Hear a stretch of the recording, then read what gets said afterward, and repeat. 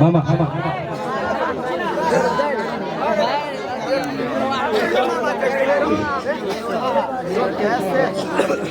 hello आए बड़ा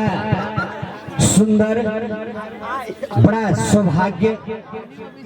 आए जनक नंदनी सीता स्वरूप रानी और दशरथ सुपुत्र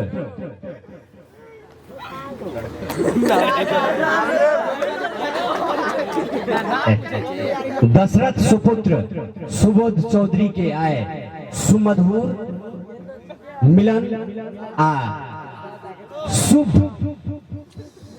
विवाह के शुभ अवसर पर आज तमाम संपूर्ण मिथिलांचल के पावन भूमि मिथिलांचल के पावन भूमि